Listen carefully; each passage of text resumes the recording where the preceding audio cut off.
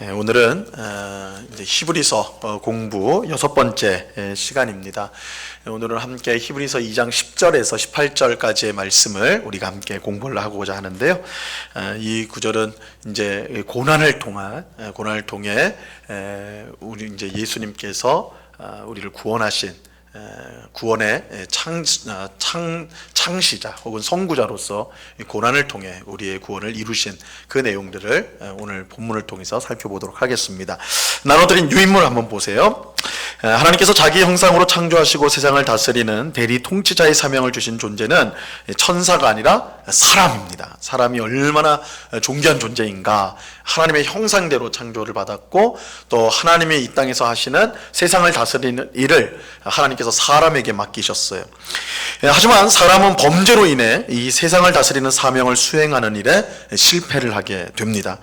하지만 사람을 향한 하나님의 계획은 실패하지 않았어요. 하나님은 자기의 아들을 사람으로 보내어 사람에게 주신 사명을 다시 감당하도록 회복시키십니다. 이것을 우리는 구원이라고 부릅니다. 이를 위해서 하나님의 아들은 천사보다 못하게 되셔야 했고 더 나아가 죄인처럼 죽음의 고난까지 받으셔야 했습니다. 하지만 하나님은 그의 뜻에 순종하기 위해 낮아지신 아들을 기뻐하셔서 영광과 존귀로 관을 씌워 주셨습니다. 즉 하나님 우편에 앉게 해 주셨습니다. 그래서 하나님께서 그 아들이신 예수님을 이 땅에 보내셔서 그 예수님께서 하나님의 아들임에도 불구하고 사람이 되셨다라는 것은 천사들보다 자신을 낮추셨다. 그런데 어디까지 낮추셨냐? 죽기까지 자신을 낮추셨다. 그래서 하나님의 구원의 뜻을 이루시죠. 그래서 하나님은 그런 예수님을 지극히 높여주시는데 어디까지 높여주시냐면 하나님 우편에 앉히시는, 그래서 만왕의 왕으로 그를 세우시는 것입니다. 이를 통해서 예수님은 온 세상을 다스리는 왕이 되셨고 그로 인해 구원받은 사람은 함께 세상을 다스리는 대리 통치자가 되어 사명을 감당하게 되었습니다. 이제 그래서 예수님의 구원을 받은 우리 또한 예수님과 함께 왕 노릇을 하게 되는 것이죠. 자, 이제 히브리서 기자는 하나님께서 고난을 통해 예수님을 온전하게 하신 것이 왜 합당한지 그것을 설명을 하고 있습니다. 자, 우리 한 절씩 같이 살펴보도록 하겠습니다. 우리 2장 10절 말씀입니다. 같이 읽어봅니다. 시작. 그러므로 만물이 그를 위하고 또한 그로 말미암은 이가 많은 아들들을 이끌어 영광에 들어가게 하시는 일에 그들의 구원의 창시자를 고난을 통하여 온전하게 하심이 합당하도다. 10절에 보면 그러므로 만물이 그를 위하고 또한 그로 말미암은 이가 이렇게 말하고 있는데요. 여기서 이 만물이 그를 위하고 또한 만물이 그로 말미암은 이는 하나님이시죠. 이건 하나님을 설명하는 거예요. 하나님께서 만물을 창조하셨기 때문에 모든 만물은 하나님, 자신을 창조한 하나님을 위하게 되어 있습니다. 또 하나님으로 말미암아 세상이 만물이 창조가 되었습니다. 이것은 하나님께서 하나님께서 창조의 근원이 되시고 또 과정이 되시고 목적이 되신다. 한마디로 이 창조의 모든 일들은 하나님이 다 하셨다라고 할 수가 있죠. 이 세상이 창조되는 것도 하나님의 계획으로 인한 것이고 그 과정도 하나님께서 말씀으로 창조를 하셨고 그 모든 만물들이 향하는 것이 바로 창조주이신 하나님을 위해 있다. 하나님의 영광을 위해 있다. 이런 점에서 하나님의 창조는 하나님에게 모든 것이 다 이제 맞춰져 있는 것이죠. 자, 그래서 로마서 11장 36절에 보면요, 이렇게 말씀하세요. 이는 만물이, 같이 한번 읽어봅니다. 시작. 이는 만물이 주에게서 나오고 주로 말미암고 주에게로 돌아감이라. 그에게 영광이 세세에 있을지어다. 아멘. 그래서 만물이 주에게서 나오고, 그죠? 주로 말미암고 또 주에게로 돌아간다. 이래서 이 세상의 모든 창조가 하나님으로부터 되었고 그것은 하나님의 그 모든 일을 섭리하시고 창조하시고 섭리하신 결과고 그 모든 것은 하나님의 영광으로 다시 돌아오게 된다. 그래서 이 하나님의 이걸 이제 우리가 하나님의 주권, 하나님께서 왕으로서 이 세상의 주인으로서 그의 뜻대로 다스리신다라는 것을 가장 잘 보여주는 구절이 바로 이 로마서 11장 36절 말씀입니다. 그래서 이 말씀은 우리 특별히 개혁주의 교회가 되게 이제 강조하는 하나님의 주권 사상을 가장 선명하게 보여주는 구절이라고 해서 굉장히 중요하게 여기는 구절입니다. 자, 하나님은 만물을 창조하셨을 뿐만 아니라 만물을 그의 뜻대로 섭리하시고 그래서 만물이 그에게 영광을 돌리도록 하세요. 역사는, 우리가 역사를 보면 사람이 모든 역사를 이뤄가는 것 같잖아요. 그죠? 어떤 대단한 인물이, 리더, 지도자가 나타나가지고 역사의 분기점이 일어나거나 혹은 전쟁이라든지 어떤 큰 발명이라든지 이런 걸 통해서 역사가 이제 바뀌고 또 이제 새로운 역사가 일어나고 막 이렇게 하면서 그런 걸 보면서 사람이 역사의 주인이구나, 사람이 역사를 만들어가는구나 이렇게 생각하기 쉬우나 실상 역사의 주인은 하나님이세요. 하나님께서 모든 것을 주관하십니다. 그래서 하나님은 세상을 창조하셨을 뿐만 아니라 그 뜻대로 세상의 모든 것들을 섭리 다스리시고 이끌어 가시는 그 일들을 하십니다. 이러한 사실은 우리에게, 성도에게는 참으로 위로를 줍니다. 왜냐하면 우리가 볼 때에 참으로 세상이 점점 죄로 어두워지고 혼란스러워지고, 이거 앞으로 어떻게 지내야 되나, 특히 이제 우리 자녀들을 살아가는 시대를 생각하면 그죠? 이게는 예전 우리 이제 성도님들도 그랬고 갈수록 늘 그렇잖아요. 우리 자녀들은 나야 어떻게 이제 지내왔지만 내 자녀들, 내 후손들은 이 각박한 세상에서 또 이 경쟁 사회에서 또 이렇게 흉측한 세상에서 어떻게 살아야 되는가, 세상의 어두운 모습들을 보면서 사람들의 세상의 죄악이 더 커지는 것을 보면서 굉장히 절망하고 낙담하기가 쉽단 말이에요. 근데 우리 그리스도인들은 그럼에도 불구하고 이 세상의 악해짐에도 불구하고 우리는 소망을 가질 수가 있어요. 왜냐하면 이 세상을 다스리고 섭리하시는 분이 하나님이시기 때문에 그렇습니다. 사람이 세상을 다스리는 것 같으나 실상은 하나님이 그 뜻대로 세상을 이끌어가고 계시는 것입니다. 그래서 이 요한계시록이, 전에도 말씀드렸지만 요한계시록이 이 하나님께서 세상을 다스리고 그 다스림의 결과가 어떤지를 잘 설명한 게 요한계시록이에요. 요한계시록은 결국 하나님께서 승리하신다.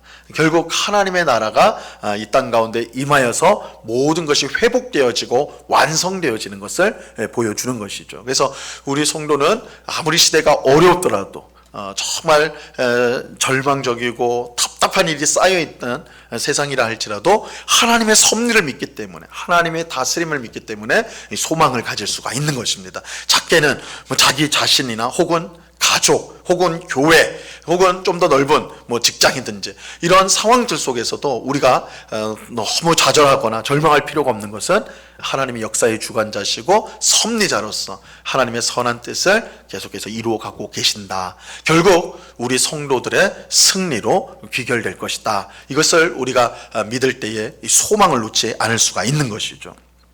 그래서 에베소서 1장 10절에 보면 만물이 통일된다라는 표현이 나오는데, 그 통일된다라는 것은 모든 만물이 원래 하나님께서 처음 창조하신 원래의 자리에 다 위치하게 된다 라는 것입니다. 지금은 죄로 인해서 다 자기 기능을 못하고 자기 자리를 떠난 것 같고 이렇게 다 혼란스럽고 무질서하게 보인다 할지라도 결국은 역사의 주관인 자이시고 이제 통치자이신 섭리자이신 하나님께서 모든 것을 그 제자리에 놓을 것이다, 완전하게 하실 것이다. 이것이 성경이 일관되게 우리에게 가르치는 내용입니다. 그래서 어떤 상황 속에서도, 어떤 어려운 형편 속에서도 우리는 하나님의 섭리를 믿기 때문에 소망을 가질 수가 있는 것입니다.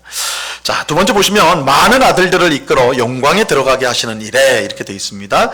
첫사람 아담의 타락 이후에 모든 사람은 죄에 빠졌고 사람을 통해 이루실 하나님의 뜻은 좌절된 것처럼 보였습니다.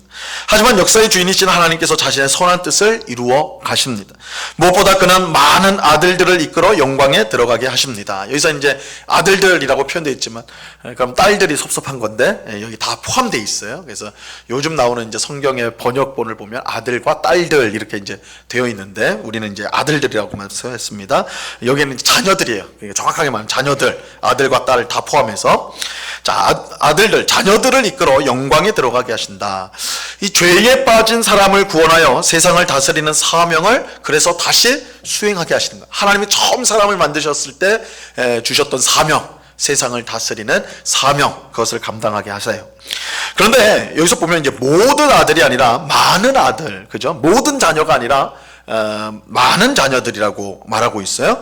하나님은 예수님을 통해 이 페이지로 가시면 모든 사람이 구원받을 길을 여셨지만 실제로 구원받는 사람은 그 가운데 선택받은 자녀입니다. 그래서 성경은 모든 사람을 하나님이 구원하신다라고 할 때 그 모든 말은 한 명도 빠짐없이 믿지 않는 자도 다 구원하겠다라는 뜻이 아니라 하나님의 구원 역사는 모든 사람에게 차별 없이 주어지는 것인데 그러나 택함 받은 자들이 구원을 받게 된다 이렇게 말하고 있습니다. 자, 3번 보세요. 그들의 구원의 창시자를 고난을 통하여 온전하게 하심이 합당하도다. 하나님께서 많은 자녀들을 영광으로 들어가게 하시는 일은 다른 말로 하면 구원이죠, 구원. 근데 이 구원은 하나님의 아들을 통해 이루어졌습니다. 그래서 하나님의 아들이신 예수님은 구원의 창시자. 근데 이 창시자도 좋지만 선구자, 제일 앞에 서서 이끄는 자다 이렇게 말하면 좋을 것 같아요. 그런데 이 구원의 창시자 선구자이신 예수님께서 어떻게 그러면 구원을 이루셨는가? 그의 십자가 죽음뿐만 아니라 부활과 승천을 통해서 이루어졌어요. 자, 예수님이 구원의 창시자 선구자로서 고난을 통해 온전하게 되셨다. 여기 온전이란 말은 완전하다라는 뜻인데요. 완전하게 된 것은 그가 십자가 죽음과 부활 승천으로 구원의 창시자 선구자로서의 직분을 감당할 준비가 되었다라는 거예요.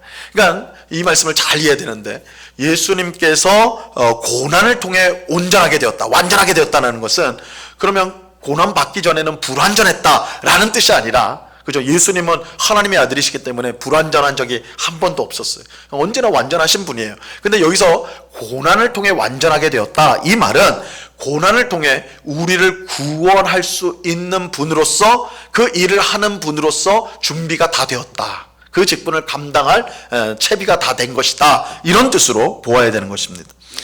자, 물론 이제 하나님이 그렇게 이제 예수님을 그런 선구자로 세우신 거예요, 만드신 거예요. 물론 예수님도 하나님의 뜻을 이루는 고난에 끝까지 순종하셨다는 사실을 우리는 같이 기억을 해야 됩니다. 그러니까 하나님이 그를 그렇게 준비시켰을 뿐만 아니라 예수님도 거기에 순종을 하셔서 같이 그런 선구자의 일을 하도록 된 것입니다.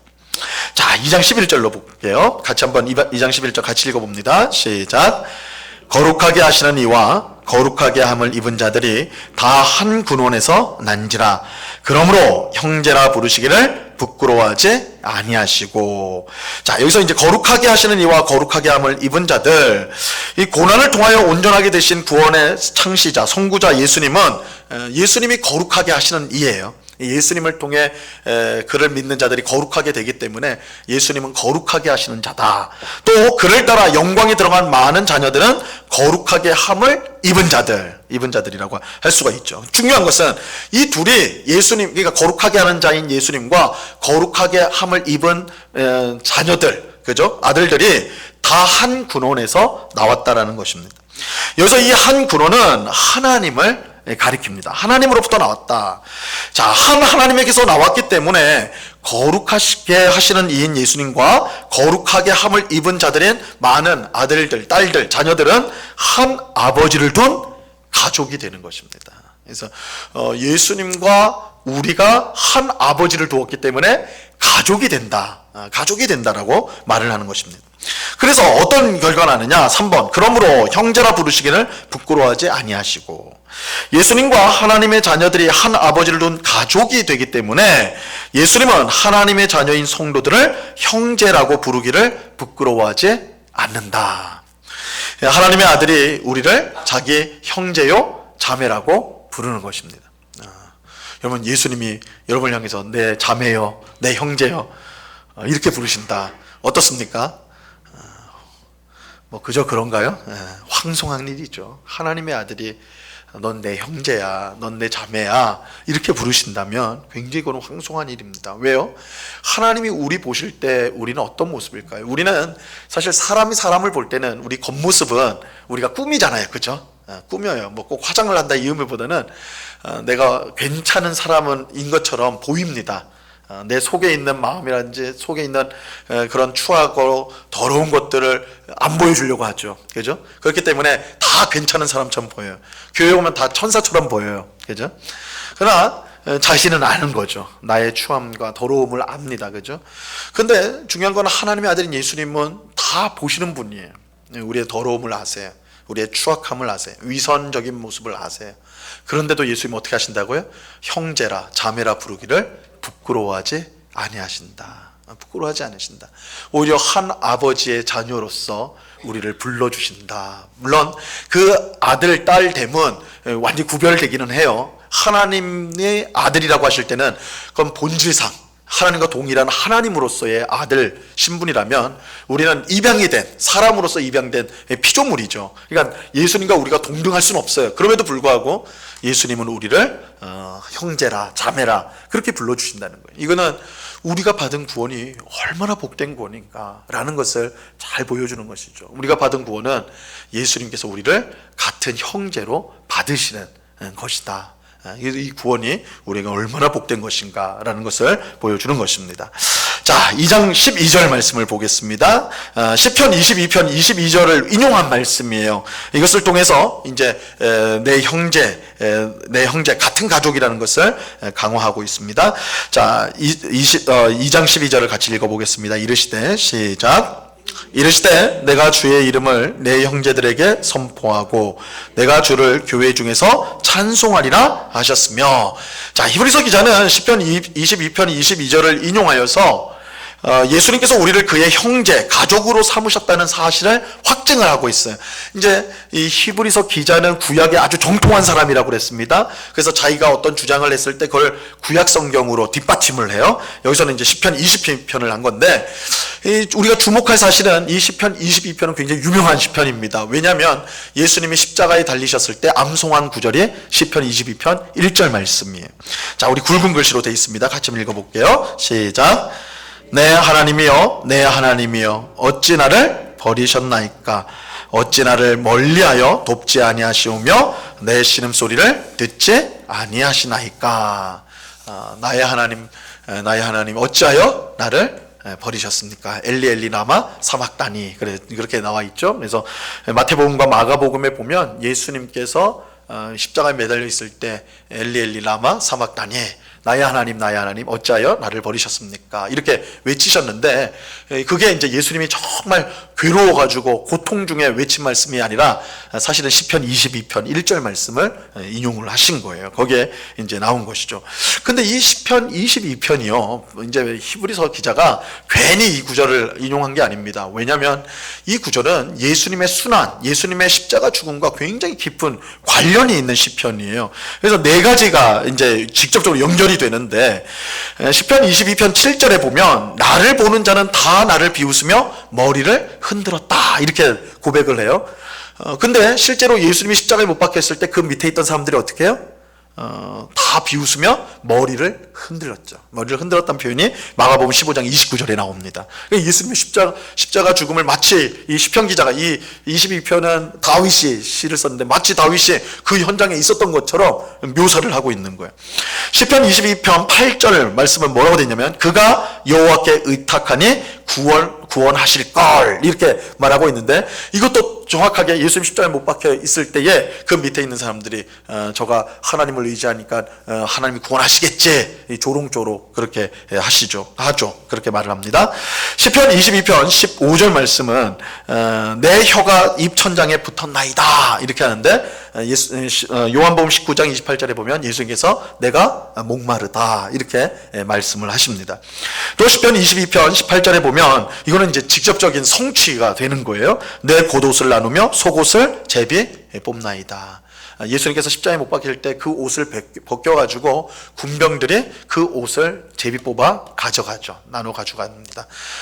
그 십자가 처형을 당할 때는 사실은 우리가 이제 영화 같은 데서 십자가 보면 예수님이 실오라기로 하여튼 좀 뭔가를 거치고 있잖아요. 근데 실제 십자가형 할 때는 이제 옷을 다 벗깁니다. 알몸으로 매달리게 되는 거예요. 굉장히 수치스러운, 그죠? 아무것도 가린 것 없이 알몸으로 십자가에 못 박혀서 아주 비참하게 죽어가도록 하는 게 십자가형이에요. 그렇게 해서 예수님도 옷을 다 벗겨주셨고 그의 옷이 제비를 뽑아 나눠줬어요. 이게 시편 22편 18편에 마치 그러니까 다윗이 그 현장에 있었던 것처럼 이렇게 되어지는 것이죠. 자, 그런데 이 순환의 내용만 그렇게 있느냐? 아니에요. 보세요. 하지만 순환의 내용은 시편 22편 22절에서 반전을 이룹니다. 하나님께서 구원을 요청하는 기도를 들으셨습니다. 그 결과 시편 기자는 그의 형제들에게 구원을 주신 주님의 이름을 선포하고 찬양을 하게 돼요. 그래서 이 시편 22편 22절에서 다윗이 내가 주의 이름을 내 형제에게 선포한다. 그죠? 내가 교회 중에서 이제 시편에서는 회중 가운데, 그죠? 무리들 가운데 내가 찬송한다. 이렇게 이제 되어 있는데 이 이제 구원을 베풀어 주신 거예요, 하나님이. 그래서 이제 그렇게 하는 겁니다. 자, 히브리서 기자는 이 일이 바로 예수님을 통해 궁극적으로 성취가 되었다라는 것을 밝히기 위해서 이 22편 말씀을 인용을 한 것입니다. 그래서 원래 시편 22편 22절은 내가 주의 이름을 내 형제들에게 선포한다 할 때 이 내가는 다윗인데, 히브리서 기자는 이 다윗이 사실은 예수님으로 인해 성취된 거다. 예수님이 내 형제들에게, 내 형제가 누구예요? 우리들, 구원받은 성도들에게 주님의 이름을, 하나님의 이름을 선포한다. 그죠? 나를, 예수님을 통해 구원을 이루신 하나님을 선포한다라는 것입니다. 자, 그 다음에 우리 이제 2장 13절을 보겠습니다. 2장 13절도 구약 성경을 인용하고 있습니다. 같이 읽겠습니다. 또 시작. 또 다시 내가 그를 의지하리라 하시고 또 다시 볼지어다 나와 및 하나님께서 내게 주신 자녀라 하셨으니. 자, 히브리서 기자는 여기서 이사야서 8장 17절과 18절 말씀을 인용하는데요. 다시 한번 예수님이 우리의 가족으로, 예수님이 우리를 가족으로 여기신다는 사실을 확증하고 있습니다. 이사야서 8장은 남유다 아하스라는 왕이 다스리려고 있을 때 북쪽에 있는 북이스라엘과 아람이 남유다 왕국을 침공하려고 그랬어요. 그래서 굉장히 두려워하고 있었거든요. 이때 하나님께서 이사야 선지자를 통해서 두려워하지 마라 말씀을 하세요. 왜 두려워하지 않느냐? 하나님께서 아수르는 그 위에 있는 더 큰 강대국 아수르를 통해서 이 북이스라엘과 아람을 정복하실 거예요. 심판하시기로 했기 때문에 그래요. 그래서 그 말씀을 들은 이제 이사야 선지자가 뭐라고 하냐면 오늘 인용된 내가 그를 의지하리라, 하나님을 의지하리라 이렇게 이제 말을 하는 거야. 하나님을 의지하겠다 그렇게 고백합니다. 또 하나님은 이사야의 아들 이름을, 굉장히 성경에서 아마 가장 어려운 이름이 아닐까 싶은데 마헬살랄 하스바스, 무슨 이름이 이런가 싶을 텐데 마헬살랄 하스바스로 짓게 해요. 이사야의 아들입니다. 근데 그 뜻이 뭐냐? 노략이 속히 올 것이다. 노략질하는 게 속히 온다는 거예요. 이건 뭐냐면 아수르가 속히 북이스라엘과 아람을 정복한다는 뜻이에요. 노략질을 하겠다는 뜻이죠. 그러므로 이사야의 자녀, 그 아들 이름이 그 뜻인데 이사야의 자녀 아들은 남유다에 남아있는 하나님 백성을 뜻하는 거예요. 상징하는 것이죠. 자, 히브리서 기자가 이 말씀을 인용한 것은 이사야 선지자가 하나님을 의지하는 것과 그와 그의 자녀가 하나님의 구원받은 백성을 대표하는 것이 예수님을 통해 이루어졌다는 것을 보여주기 위해서입니다. 예수님은 죽기까지 하나님을 의지하였고, 그죠? 나는 이사야 선지자가 나는 주를 의지한다 했을 때 나는을 사실은 히브리서 기자는 예수님으로 인해 성취됐다고 보는 거예요. 예수님이 하나님을 의지하였고 그 결과 그 예수님을 통하여 구원받은 우리 형제들, 그죠? 형제 혹은 자녀인 우리는 구원을 얻게 되는 것이다. 남은 백성처럼 된 것이다. 이렇게 되는 것이죠. 자, 그러면 2장 14절 말씀으로 가겠습니다. 같이 한번 읽어보겠습니다. 자녀들은 시작. 자녀들은 혈과 육에 속하였음에 그도 또한 같은 모양으로 혈과 육을 함께 지니심은 죽음을 통하여 죽음의 세력을 잡은 자 곧 마귀를 멸하시며. 자, 자녀들은 혈과 육에 속하였음에 그도 또한 같은 모양으로 혈과 육을 함께 지니심은. 자, 예수님이 우리를 형제라고 그렇게 부르시는 것은요, 서로 간에 깊은 유사성이 있기 때문에 그래요. 무슨 유사성이냐?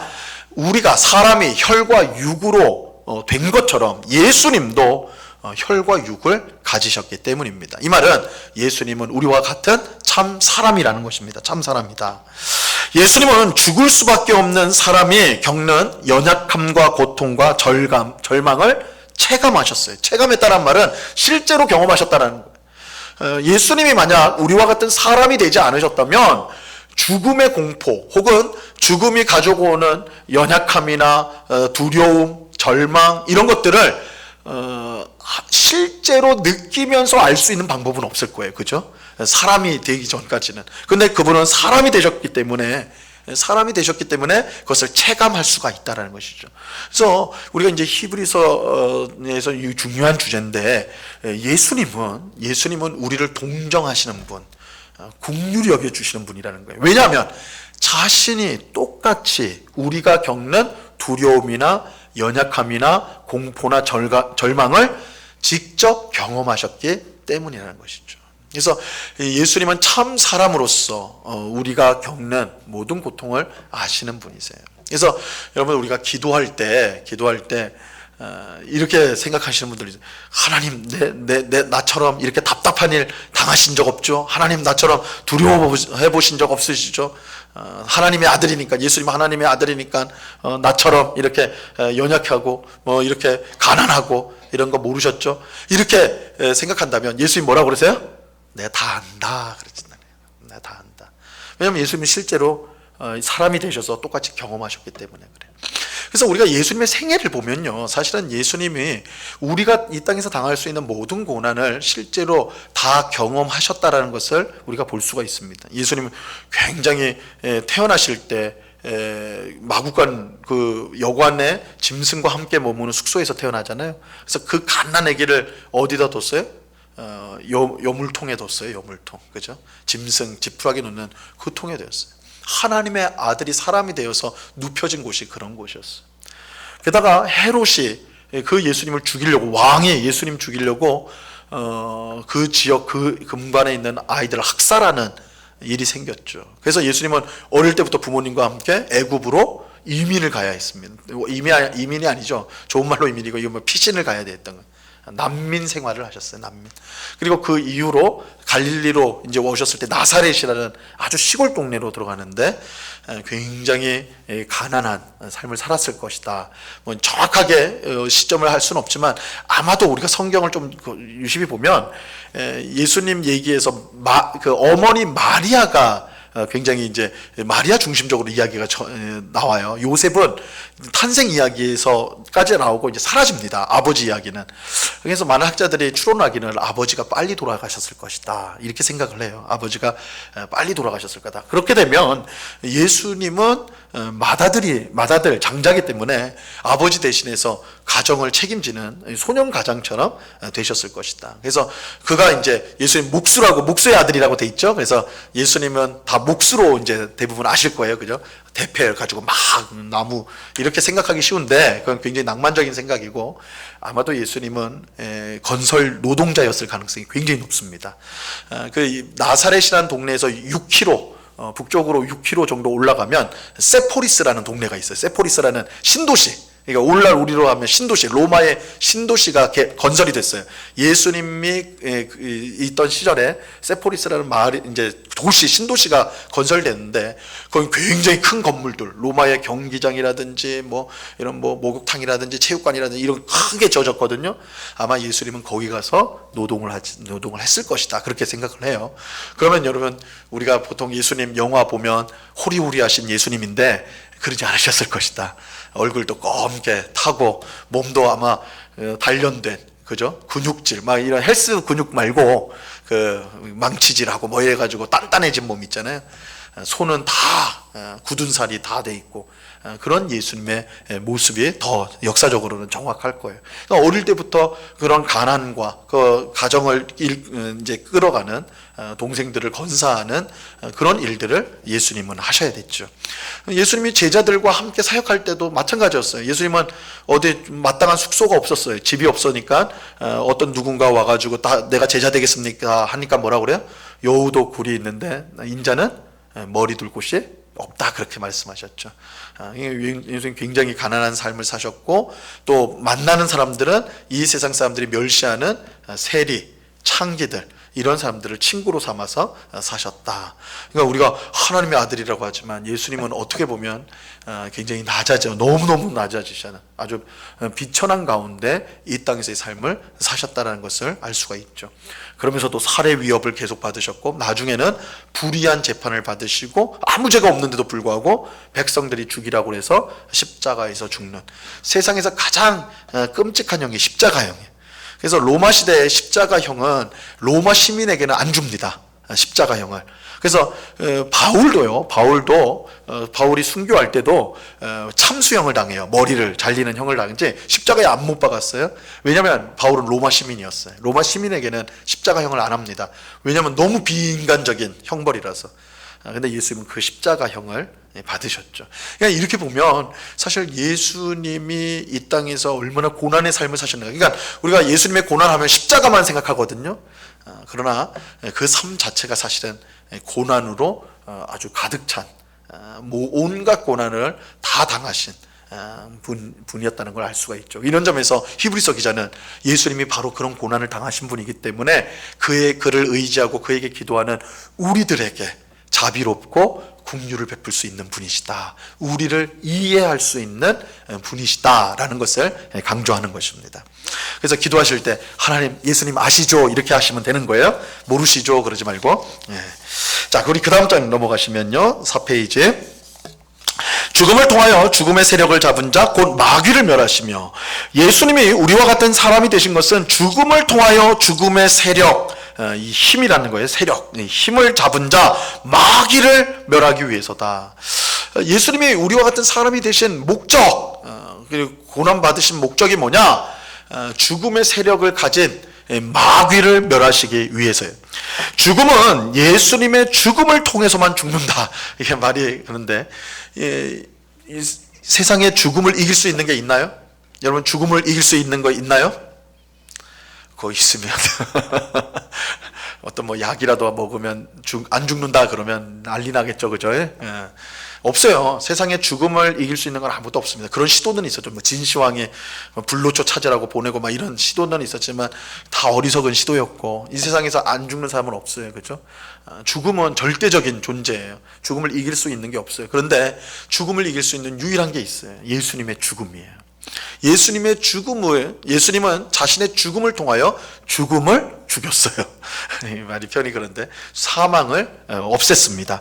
자, 여기에 대해서요, 청교도의 어떤 존 오웬이라는 목사님이신데, 신학자고, 굉장히 이제 유명한 이제 청교도인데, 그의 주석에서, 히브리서 주석에서 이렇게 썼습니다. 한번 보세요. 사탄이 가진 사망의 모든 권세는 죄를 기반으로 한다. 왜냐하면 죄가 들어와서 죽음이 들어왔거든요. 죄로 인해서 죽음이 들어왔거든요. 그러니까 사망의 모든 권세는 죄를 기반으로 한다.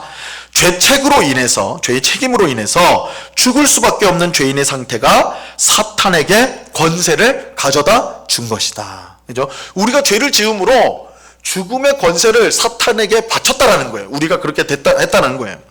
자, 이 올무가 제해져야 이 죄가, 그죠? 사탄에게 사망의 권세를 준 죄가 제거되어야만 사탄의 권세도 무력화되는 거겠죠. 그죠? 그래서 이 올무가 제해져야 사탄의 권세 또한 사라질 것이다. 이렇게 말하는 거예요. 우리가 이제 이 히브리서가 계속 강조하는 대로 예수님의 십자가 죽음은 죄를 없이 하는 거예요. 제사였어요. 죄를 없이 하는 제사. 좀 이따 이제 예수님은 대제사장이다. 이렇게 말하는데 죄를 없이 하는 겁니다. 죄를 없이 하면 죄로 인해서 들어왔던 사망이 힘을 잃게 되는 거예요. 그래서 사탄이 가지고 있는 이 죽음의 권세, 죽음의 힘이 무력화된다라는 거예요. 무력화된다. 그래서 예수님은 죽음으로써 죽음을 물리치신 분이에요. 죽음을 물리쳤다. 이게 이제 히브리서가 말하고 있는 것입니다. 자, 여기서 그런데 마귀를 멸하셨다라는 것은 마귀 자체를 없앴다라는 것이 아니라 그의 권세를, 사탄의 사망의 권세를 빼앗았다는 뜻이에요. 마귀는 최후 심판 때에 불못에 던져질 것입니다. 그도 이제 그렇게 망하게 될 거예요. 자, 2장 15절 말씀 보겠습니다. 2장 15절 같이 읽습니다. 시작. 또 죽기를 무서워함으로 한평생 매어 종노릇하는 모든 자들을 놓아주려 하심이니. 예수님이 사람이 되신 것은 죽음을 통하여 죽음의 세력을 잡은 자 마귀의 권세를 빼앗기 위해서였는데, 또 한 가지 이유가 더 있어요. 그것은 죽기를 무서워함으로 한평생 종노릇하는 모든 자를 해방하기 위해서. 그래서 죽음의 종노릇을 하는 자들을 해방시키기 위해서 예수님이 죽으셨다, 이렇게 말하는 거예요. 자, 모든 사람은 죽음의 종입니다. 죽음으로부터 벗어날 수가 없고 그 두려움을 떨칠 수 없기 때문입니다. 그죠? 죽음으로부터 벗어나는 사람 없죠? 난 너무너무 건강해가지고 안 죽을 것 같은데, 착각이죠. 사람 다 죽게 돼 있어요. 그래서 죽음에서 벗어날 수가 없어요. 그러니까 종이죠. 종노릇하는 거죠. 그리고 그 두려움을 떨칠 수가 없죠. 이 세상에 아무리 용감한 사람도 죽음을 두려워할 수밖에 없습니다. 그것이 우리에게 알려진 것이 아무것도 없는 것이기 때문에 죽음을 두려워할 수밖에 없어요. 그래서 여러분, 가장 행복했을 때, 여러분이 그동안 정말 바라던 일들이 탁 이루어졌을 때 얼마나 기쁩니까? 진짜 우리 표현하는 대로 내가 하늘로 올라갈 것 같은 막 기쁜 그때에도 내가 죽는다 생각하면 마음이 차분해져요. 그죠? 내가 죽으면 뭔 소용이 있냐, 이렇게 돼버리는 거예요. 그죠? 그러니까 죽음이라는 것은 불쑥불쑥 우리로 하여금 우리가 지금 누리고 있는 모든 것들이 아무것도 아니다라는 것을, 내가 지금 누리는 기쁨, 즐거움도 사실은 아무것도 아니라는 것을 깨닫게 해주는, 그야말로 죽음이라는 것은 너무너무 공포스러운 그런 것이죠. 자, 예수님은 그런 우리를 죽음의 공포로부터 해방하기 위해서 사람이 되셨고 죽으신 것입니다. 그의 죽음으로 죽음이 정복이 되었고, 그 결과 우리는 죽음을 더 이상 두려워할 필요가 없게 된 것입니다. 왜냐하면 예수님을 통해서 우리가 깨닫게 된 바는 뭐냐면, 예수님이 죽음을 죽게 하셨어요. 죽음의 권세를 가진 마귀를, 그 권세를 빼앗은 거죠. 그것을 무효화시킨 거예요. 파괴시킨 거예요. 그렇기 때문에 더 이상 우리는 죽음의 종노릇할 필요가 없는 것이죠. 그래서 우리 성도는 죽음을 다른 눈으로 보게 되는 것입니다. 그럼 죽음을 뭘로 보냐? 여러분, 이제 문을 생각하는 게 제일 좋아요. 문. 우리가 이제 좀 이따 우리 이제 성경 공부 마치고 이제 본당을 나갈 때 어디를 통과해 나가요? 문을 통과해 나가죠. 그죠? 문을 통과해 나가면 다른 공간에 들어가는 겁니다. 그죠? 이 문을 통과해야지 이 공간에서 저 공간으로 옮겨지게 되는 거예요. 죽음이 그 과정, 죽음이 그 문과 같다라는 거예요. 이 땅의 삶이 끝났을 때 거기서 종료되거나 우리가 없어지는 그런 것이 아니라, 죽음이라는 문을 열고 다른 공간으로 들어가는 거예요. 근데 그 공간이 어디예요? 우리를 구원하신 예수께서 다스리시는 천국이에요. 하나님의 나라라. 그래서 예수님께서 죽음을 이기심으로써 우리는 이 죽음이라는 것이 최종적인 우리를 파괴하는 그것이 아니라 하나님 나라로 들어가는, 천국으로 나아가는 문이다라는 것, 과정에 불과하다라는 것이죠. 또 우리 그리스도인에게는 이 죽음이 두려움의 대상이 아니라, 이렇게 말하면 참 그런데 복된 것일 수도 있는 것인데, 그 이유는 우리 성도가 죽을 때 그렇게 지독하게 우리를 붙잡고 있는 모든 죄된 부패한 것들이, 우리 속에 있는 것들이 다 제거가 돼요. 그래서 우리 이제 예수님을 믿으면 성화된다는 말 들어보셨죠? 거룩하게 된다. 거룩하게 되는데, 여러분, 우리가 하나님 자녀 되는 건 즉시로 돼요. 신분이 딱 돼요. 마치 우리 신분증 받는 거랑 똑같아요. 우리 나이가 되면 주민등록증 나오잖아요. 그러면 주민등록증 받으면 내가 대한민국 이건 시민이고 주민이잖아요. 국적자 되는 거죠. 그거 받을 때는 딱 그건 즉시 이루어지는 거예요. 즉시. 이제 그 증을 받으면 즉시 이루어지지만, 우리가 이런 거죠. 증을 받았으면, 그러니까 이렇게 비유를 해볼게요. 외국 사람이 뭐 동남아시아나 이런 분들이 한국에 와서 내가 진짜 한국 사람이 돼야 되겠다, 이렇게 할 수가 있겠죠. 한국에서 직장을 구하고 결혼도 하고 그랬을 때 어떤 이제 충족이 되면 시민증을 주죠. 시민권을 줍니다. 그러면 증서가 나가면 그 사람은 한국 시민이 되는 거예요. 근데 한국 시민이 됐지만 아직 한국말을 못할 수 있죠. 한국 문화를 모를 수도 있어요. 그죠? 그러니까 내가 법적으로는 한국 사람이 되었지만 진짜 한국 사람이 되기 위해서는 시간이 걸리게 됩니다. 그래서 우리가 구원을 받는 것도 마찬가지예요. 내가 하나님 자녀가 됐다, 의롭게 됐다라는 것은 즉시 이루어져요. 신분은 그렇게 돼요. 그러나 거룩하게 되는 것, 하나님 백성답게 되는 것은 오랜 시간이 걸려요. 그걸 성화라고 합니다. 성화. 그래서 우리는, 예수 믿는 우리는 계속해서 성화되어가는 과정 속에 있어요. 그런데 우리가 절망스러운 것은, 아무리 이제 나이가 들면, 신앙생활을 오래 하면 그만큼 우리가 멋진 모습이 될 거라고 기대하지만 우리 기대만큼 되지를 않는 것을 경험하게 돼요. 그래서 이제 우리 교단에 우리 원로 목사님하고도 되게 친밀했던 박윤선 목사님이 있어요. 우리 원로 목사님 박윤성 목사님이시고, 박윤선 목사님이라고 우리 합신이 세워지는데 이제 아버지와 같은 역할을 했던 분이신데요. 그분이 이제 자기를 소개할 때, 사람들한테 말할 때, 83살 때였을 것 같은데, 사람들 앞에서 나는 83년 묵은 죄인입니다, 이렇게 고백을 했었거든요. 나는 83년 묵은 죄인입니다. 우리가 기대할 때는 83년 된 성자입니다, 이렇게 하면 얼마나 좋겠어요, 그죠? 내가 83년 동안 신앙생활을 해봤더니 내가 이제는 참 그나마 정말 멋있어졌다, 뭐 거룩해졌다, 이렇게 말할 수 있으면 좋겠지만 실상 그렇지 못하다는 것이죠. 그러니까 이 땅에서 우리의 거룩이라는 것이 최선을 다해 조금씩 나아가는 건 맞아요. 그럼에도 불구하고 언제나 우리는 부족하다는 것을 인정하지 않을 수가 없거든요. 그런데 이 죽음을 통과할 때 우리가 가지고 있는 모든 죄성, 또한 부패한 것들이 다 사라지게 됩니다. 이런 점에서 죽음이라는 것은 성도에게 있어서는 굉장히 복된 상태로 들어가게 되는 것을 그 과정이라고 말할 수가 있는 것이죠. 자, 그리고 이제 죽음이 있어야지 뭐가 있어요? 부활이 있게 돼요. 그죠? 죽음이 없이는 부활도 없습니다. 이런 점에서 예수님께서는 우리로 하여금 죽음의 종로릇한 데서 우리를 해방시켜 주시는 그 일을 하셨다라고 말할 수가 있는 것입니다. 자, 2장 16절입니다. 같이 읽습니다. 시작. 이는 확실히 천사들을 붙들어 주려 하심이 아니오 오직 아브라함의 자손을 붙들어 주려 하심이라. 예수님이 사람이 되어 죽음을 통해 마귀의 권세를 멸하고 종노릇하는 우리를 해방하게 하신 일은 천사를 돕기 위한 것이 아니라 오직 아브라함의 자손을 돕기 위해서다. 우리 성경에는 붙들어 주려 하심이다 이렇게 했는데, 이 붙들어 주다도 맞지만 사실 여기서는 이제 돕다라는 의미가 더 좋습니다. 돕다. 근데 여기 이제 갑자기 천사가 언급돼요. 그죠? 천사들을 붙들어 주려 함이 아니다. 천사를 돕는 게 아니라 아브라함의 자손을 돕는다, 이렇게 이제 말을 하고 있는데, 왜 천사가 나왔을까? 이거는 그렇게 어렵지 않아요. 왜냐하면 1장과 2장에 계속 천사 얘기가 나와요. 그죠? 천사와 아들 예수님을 비교하잖아요. 그래서 이제 여기에 다시 천사가 등장하는 것입니다. 또 예수님이 도우시는 사람은 일반적인 사람이 아니라 아브라함의 자손, 즉 하나님께서 아브라함에게 주신 약속의 자녀 씨이다. 그래서 앞에도 말씀드렸던 것처럼 모든 아들들이 아니라 많은 아들들이라고 말씀을 했죠. 그래서 구원 받을 성도들을, 그들을 여기서 말을 하고 있는 것입니다. 자, 2장 17절입니다. 같이 읽습니다. 시작.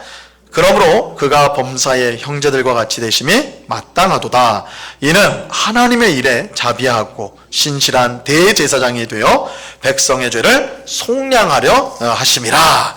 자, 보시면 5쪽으로 넘어가세요. 그러므로 그가 범사의 형제들과 같이 되심이 마땅하도다. 결론적으로 예수님은 모든 면에서 형제들과 같이 되셔야 했습니다. 이 말은 사람이 되셔야 됐다는 거예요. 참 사람이 되셔야 했다. 그래야지 죽음의 세력을 잡은 마귀를 멸하고 죽음의 종로로 타는 우리를 해방시킬 수가 있는 것입니다. 이것은 예수님이 우리의 대제사장이 되신다는 사실을 알려주는 것인데요. 자, 이어진 보세요. 이는 하나님의 일에 자비하고 신실한 대제사장이 되어 백성의 죄를 속량하려 하심이라. 자, 예수님은 자비하고 신실한 대제사장이에요. 예수님이 대제사장이라는 사실은 히브리서의 중요한 주제 중에 하나입니다. 우리는 이제 5장과 7장에서 10장을 볼 때 이 주제를 다시 만나게 될 것입니다. 물론 예수님은 레위 지파에 속한 대제사장과 구별되는 독특한 대제사장이에요. 그래서 이 히브리서에서 예수님을 대제사장이라고 할 때 굉장히 독특한 대제사장으로 말을 하는데, 이제 독특한 점이 여러 가지 있겠지만, 첫 번째는 원래 대제사장은요, 레위 지파에, 특별히 아론의 자손들이 대제사장이 됩니다. 아론, 모세의 형이죠. 그래서 아론의 자녀들, 후손들이 대제사장을 하는데, 근데 예수님은 어디 지파예요? 유다 지파예요. 그죠? 유다 지파입니다. 그러니까 이 지파가 달라졌어요. 근데 히브리서 기자는 뭐라고 하냐면 예수님은 레위 지파 혹은 아론의 자손이 아니라 멜기세덱의 계열을 따르는 대제사장이다. 창세기 14장에 멜기세덱이 이제 살렘 왕 멜기세덱 왕이 나와요. 근데 그는 왕이면서 제사장이거든요. 그런데 이제 우리가 나중에 이제 이 멜기세덱에 대해서도 자세하게 이제 어느 정도 이제 설명이 되는데, 예수님은 일반 레위 지파 아론의 자손 제사장이 아니라 멜기세덱 제사장이다. 이런 점에서 일반 제사장하고는 구별이 되는 것이죠. 가장 이제 구별된 점은 뭐냐면, 대제사장은 짐승을 잡아가지고 이제 제물로 바쳐서 그걸 이제 드리는 일을 합니다. 그런데 예수님은 자신의 몸을 제물로 바치는 일을 하셨어요. 바로 예수님의 십자가 죽음을 말하는 것입니다. 이거는 구약의 이 대제사장들, 아론의 대제사장들은 상상도 못한 일이에요. 자기 몸을 제물로 드린다, 있을 수 없는 일이죠. 근데 예수님은 자기 몸을 하나님 앞에 제물로 드린 대제사장, 스스로 제물이 되신 대제사장이다. 이런 점에서 굉장히 이제 독특한데, 그 자세한 내용들이 이제 우리가 나중에 7장에서 10장의 그 내용들을 이제 집중적으로 살펴보게 될 것입니다. 자, 예수님이 대제사장이 되어 자기 몸을 제물로 바침으로써 백성의 죄를 속량하셨습니다. 여기서 이 속량은 두 가지의 의미인데, 첫 번째는 죄를 없앴다. 죄를 없앴다는 거예요. 그래서 죄를 없앰으로 사탄이 가지고 있던 사망의 권세를 멸하셨다고 그랬죠. 죄를 없앴다. 그리고 두 번째는 하나님의 진노를 누그러뜨리셨다. 하나님의 진노를 누그러뜨렸다라는 뜻이 함께 포함되어 있습니다. 예수님이 대제사장으로 죄를 속량한 백성은 모든 사람이 아닌 거룩하게 함을 입은 자들, 내 형제들, 아브라함의 자손들이다. 이렇게 되었습니다. 자, 우리 마지막 절을 보겠습니다. 2장 18절 같이 읽습니다. 시작. 그가 시험을 받아 고난을 당하셨은즉 시험 받는 자들을 능히 도우실 수 있느니라. 예수님은 대제사장으로 자격이 있고 우리를 도울 수가 있습니다. 왜냐하면 그도 우리처럼 시험을 받아 고난을 직접 경험하셨기 때문입니다. 예수님은 우리처럼 혈과 육에 속한 참 사람입니다. 그러므로 우리와 같은 시험을 받으셨고 고난을 겪으셨습니다. 예수님은 시험을 받되 실패한 적이 없기 때문에, 이게 중요해요. 예수님은 우리는 이제 고난을 받을 때 넘어지고, 그죠? 깨어집니다. 그죠? 그래서 더 심한 데로 못 나가요. 근데 예수님은 실패한 적이 없기 때문에 그 고난이 끝까지 증폭이 되는 것이죠. 그래서 예수님이 받으신 시험은 우리가 감당할 수 없는 그 시험까지, 그 수준까지 올라가게 되는 것입니다. 그래서 그가 받으신 예수님 받으신 고난의 깊이는 우리가 이루 생각할 수가 없는 거예요. 그렇게 예수님은 대제사장으로 시험받는 우리를 능히 도울 수가 있는 것입니다. 우리가 받은 고난보다 훨씬 깊은 고난을 받으셨기 때문에 예수님은 우리를 능히 도우실 수가 있습니다. 그래서 예수님의 순환 이야기는 이러한 사실을 우리에게 분명하게 가르쳐 주는 것입니다. 그래서 예수님께서 우리와 같은 사람이 참 사람이 되어서 죽으셔야 되는 그 이유가 무엇인가? 죽음의 권세를 가진 마귀의 권세를 멸하기 위해서다. 죽음의 종노릇하는 우리를 해방시키기 위해서다. 그러기 위해서 예수님이 죽으셨다. 그러면서 예수님은 우리를 자기의 형제로 우리를 부끄럼 없이 부르신다. 이렇게 말씀하십니다. 이것이 예수님이 우리의 대제사장이 되어주시는 것. 그 대제사장인 예수님은 우리의 연약함을 모두 아시고 우리를 능히 도우실 수 있는 분이시다. 이렇게 오늘 우리에게 히브리서는 알려주고 있습니다. 같이 기도하고 마치겠습니다. 하나님 아버지, 감사합니다. 하나님의 아들이신 예수께서 우리와 같은 참 사람이 되셔서 고난을 받으시고 십자가에서 죽으셨습니다. 이를 통해서 죽음의 권세를 멸하시고 또한 죽음의 종노릇하여 평생 매여 있는 우리들을 해방시켜 주셔서 담대함으로 이 땅을 살도록 하여 주셨습니다. 이제 예수님께는 우리를 한 형제라, 한 자매라 그렇게 부르시면서 우리의 모든 연약함을 도우시는 대제사장이 되어 주십니다. 그 예수님이 우리를 사랑하시고 우리를 구원하시며 또한 우리와 늘 함께하여 주십니다. 아버지 하나님, 이 놀라운 은혜, 이 놀라운 사랑을 받은 저희들임을 꼭 깨닫고 항상 그 은혜에 감사하며 그 구원을 기뻐하며 주님을 더욱더 의지하며 살아가는 주의 백성들이 다 될 수 있도록 주장하여 주시옵소서. 우리 주님께 감사하며 예수 그리스도 이름으로 기도드리옵나이다. 아멘.